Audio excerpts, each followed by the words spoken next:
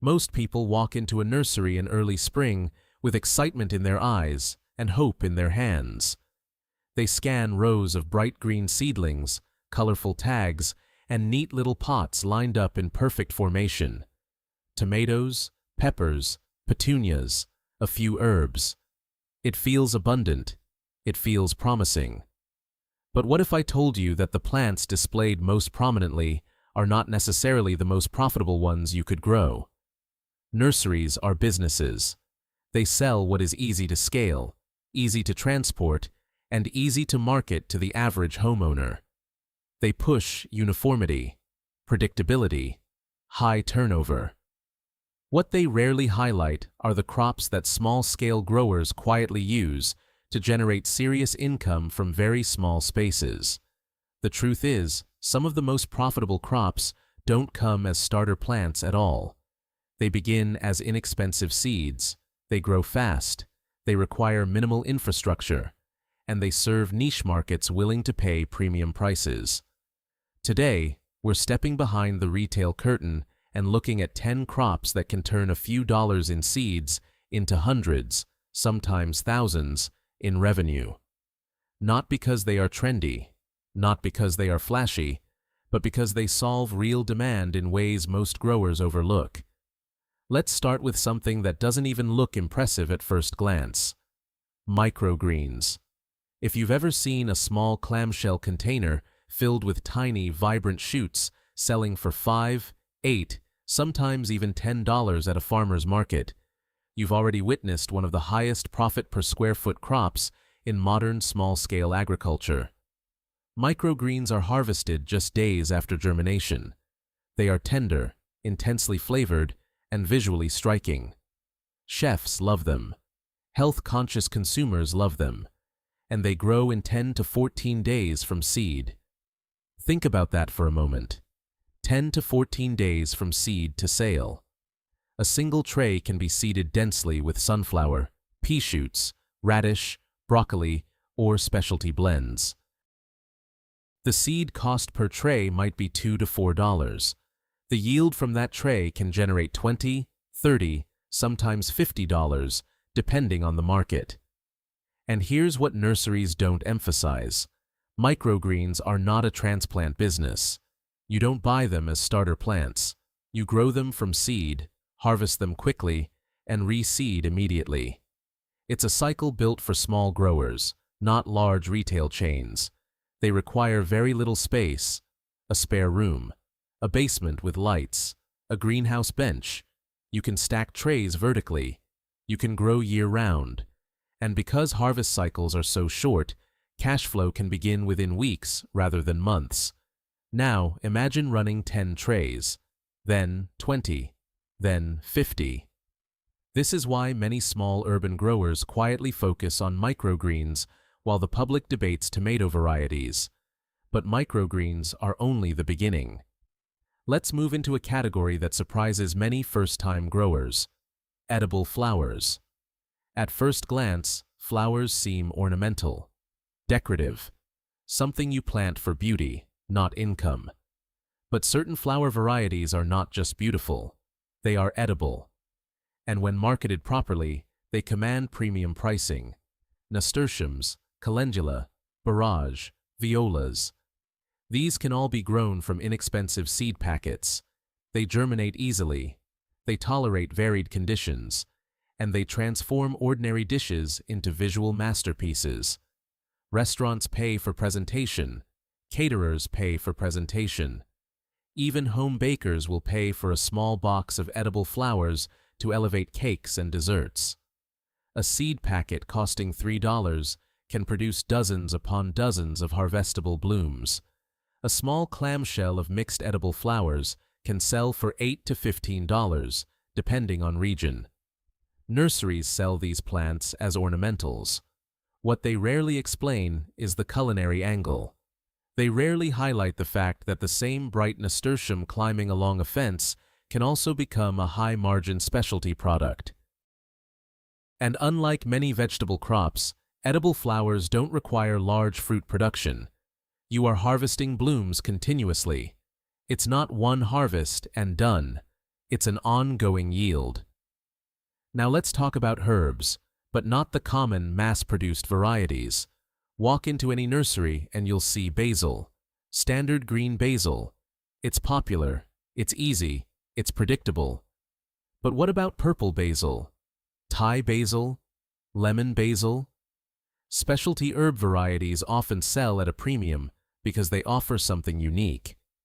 Restaurants want flavor diversity. Farmers market shoppers want something they can't find in grocery stores. A $3 seed packet of specialty basil can produce dozens of plants. Basil grows fast. It can be cut multiple times. It regrows vigorously.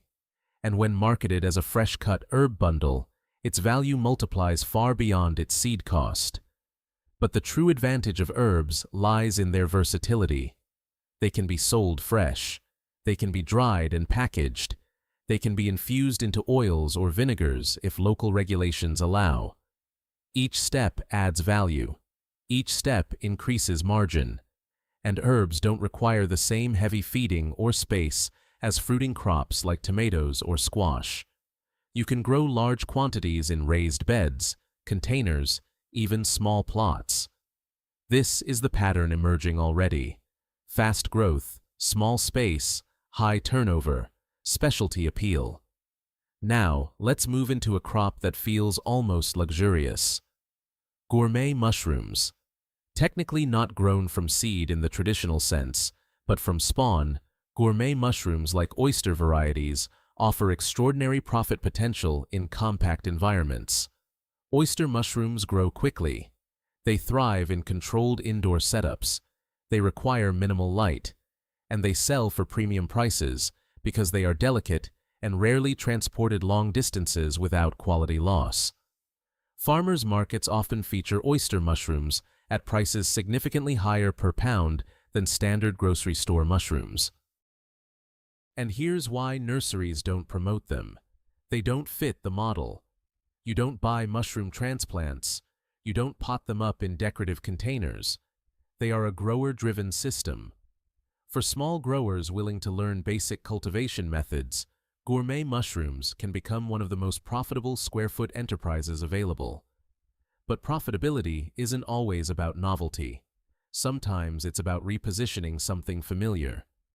Take garlic. Most people think of garlic as a simple backyard crop. Plant cloves in fall, harvest in summer. That's it. But specialty garlic varieties, especially hard-neck types with large cloves and bold flavor, can sell at premium prices.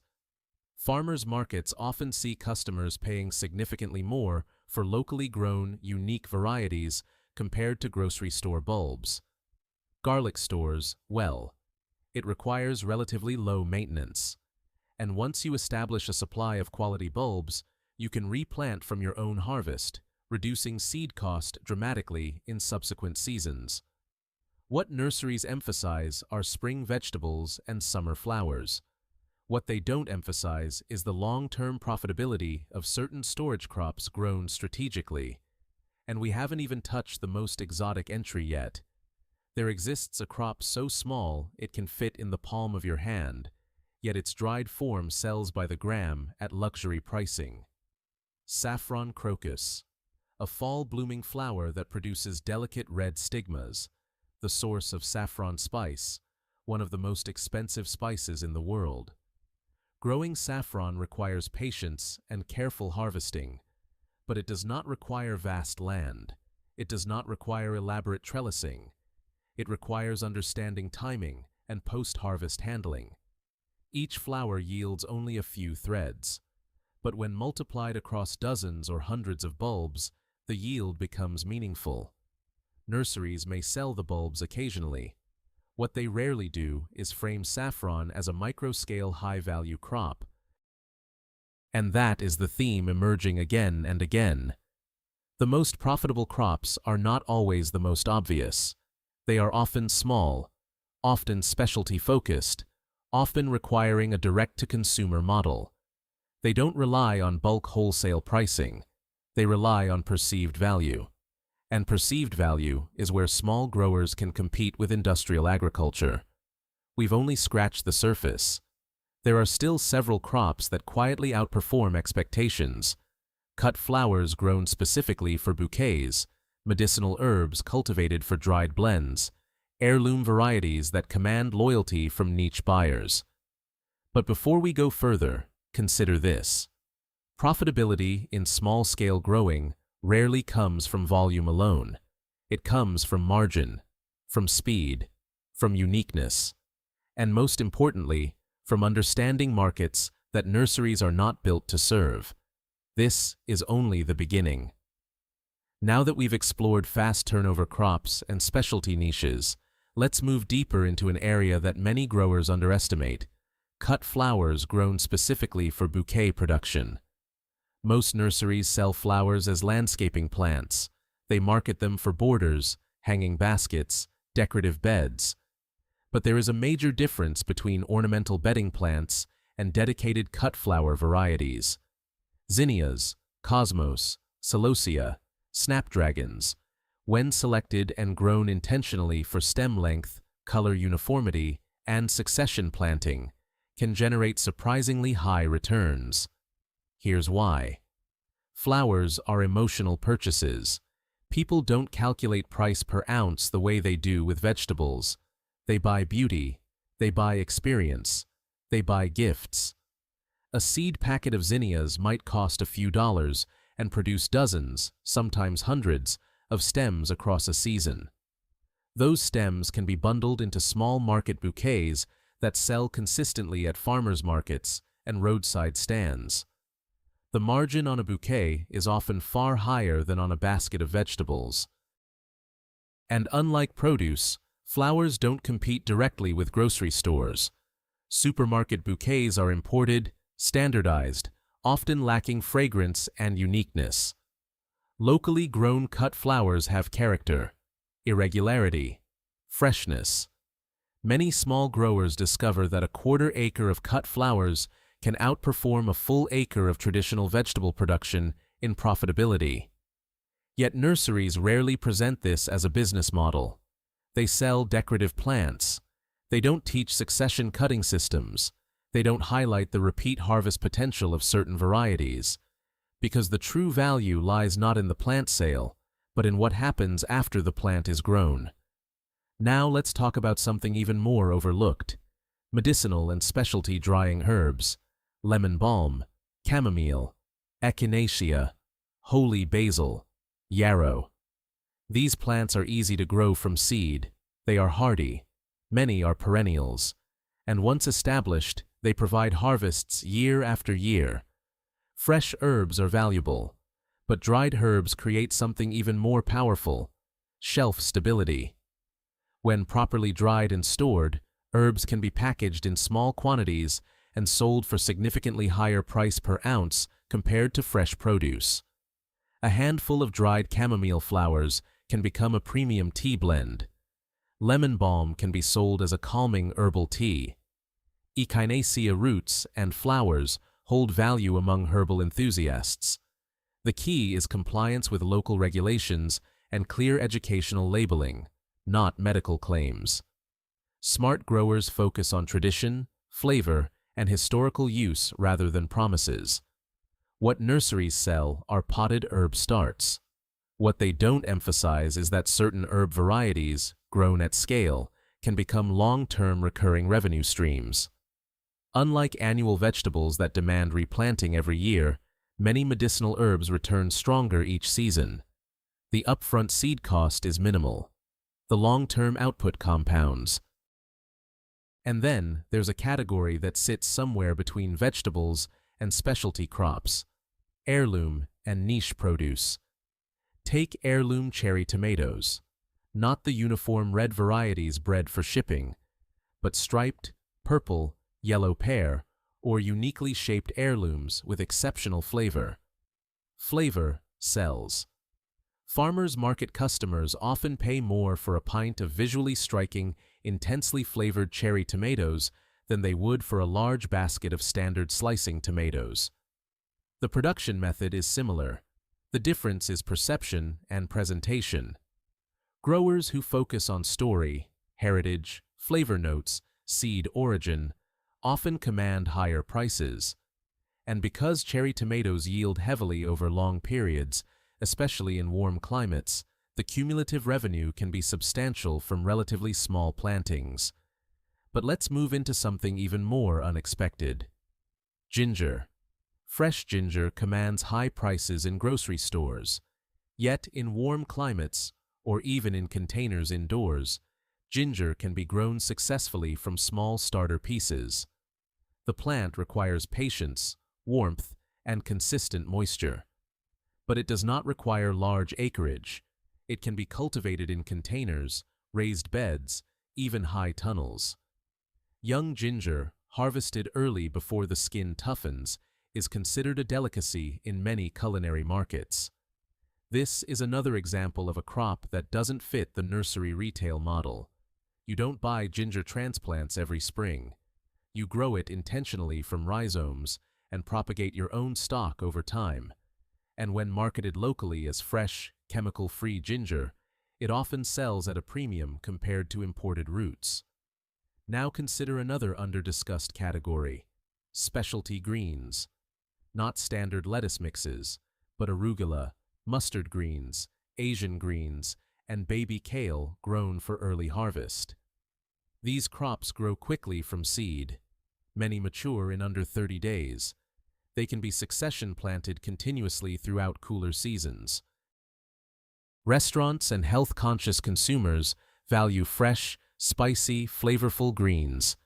A small bed can be harvested multiple times, and because greens are harvested by weight, efficiency in planting density directly impacts profitability. The pattern continues to repeat: short growth cycles, dense planting, direct sales.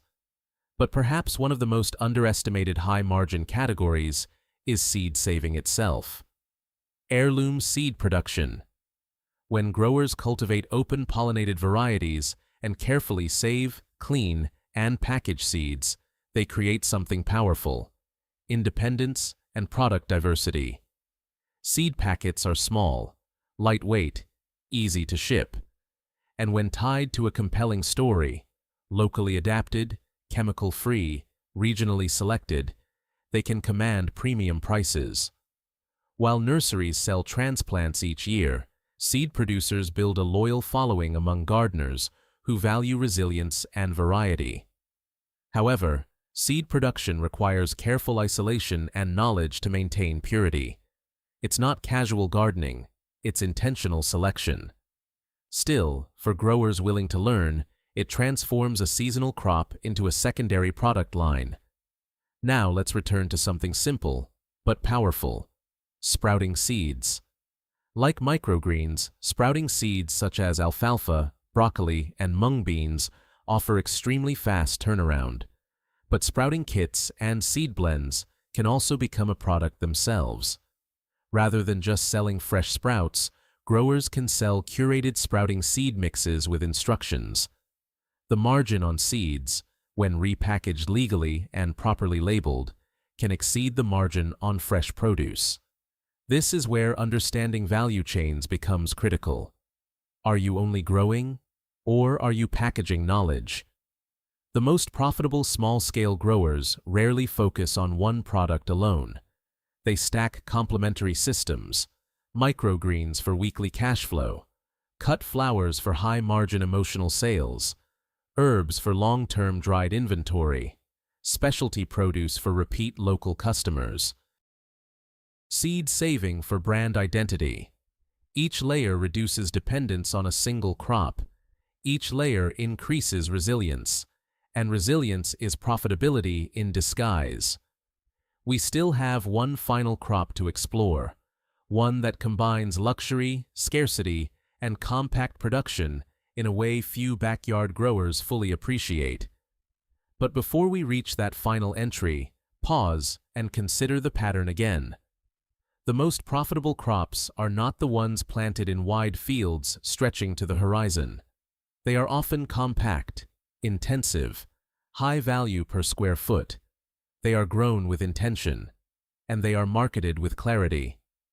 There is one more crop that embodies this philosophy almost perfectly: There is one crop that captures everything we've discussed: compact production, luxury pricing, niche demand, and a story that elevates it beyond ordinary gardening.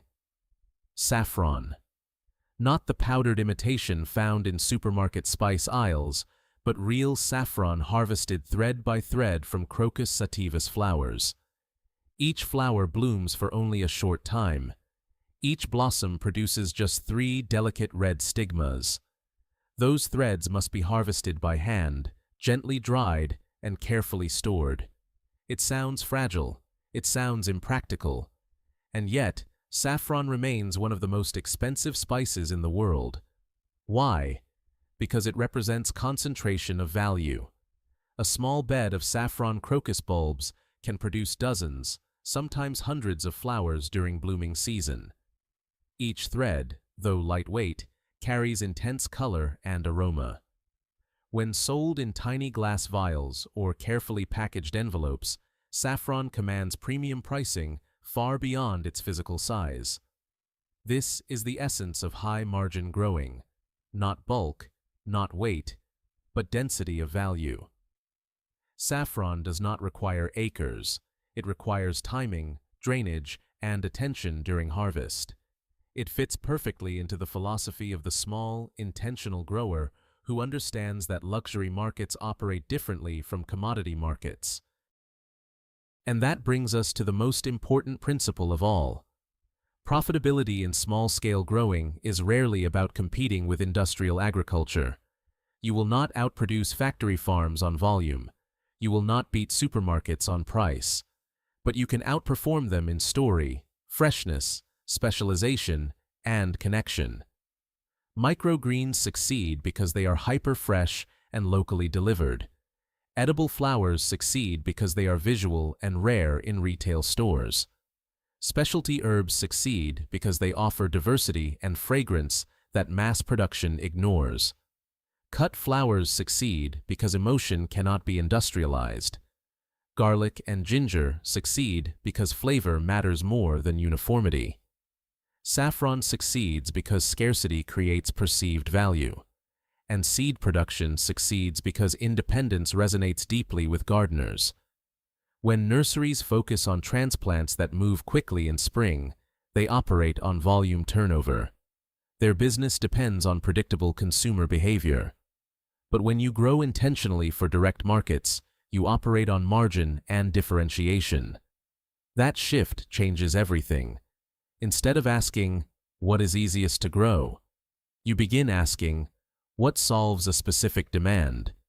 Instead of planting rows because that's what everyone else plants, you plant systems designed for quick rotation, high density, and premium presentation. You think about packaging. You think about relationships. You think about how your crop is used, not just how it grows. And here is something many new growers overlook. Profitability is not only determined by the crop itself, it is determined by how it is sold. A bunch of herbs tied loosely may sell for a few dollars. The same herbs dried, labeled attractively, and presented with brewing instructions may sell for significantly more. A tray of microgreens delivered directly to a restaurant chef with consistency builds recurring revenue. A bouquet wrapped in paper with a handwritten tag creates repeat customers. A small vial of saffron packaged elegantly becomes a gift item. The plant is only the beginning. The system around the plant is where profit lives. And this is precisely why many of these crops are not highlighted front and center in nurseries. They are not plug-and-play retail products. They require thought, strategy, direct engagement. They reward the grower who pays attention to detail. If you're considering turning seeds into income, start small. Choose one system. Master it. Track your costs: seed, soil, time, packaging. Understand your local market. What do people actually buy? What do restaurants request? What is absent at your farmer's market? Profitability is rarely about copying someone else's list. It's about observing your own environment. Some regions support heavy demand for fresh herbs.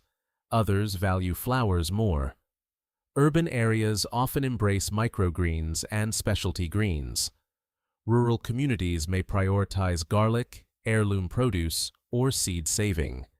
There is no universal formula, but there is a universal principle.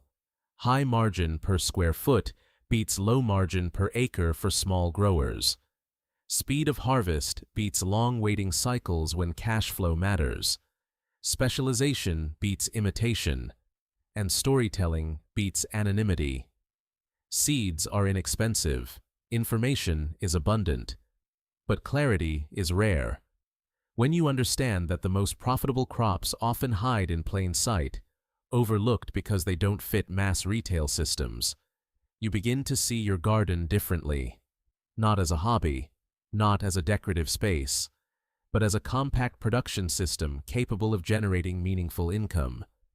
The nursery shelves may display what is common, but the real opportunity often lies just beyond those rows, in seeds, in specialization, in the quiet crops that reward attention.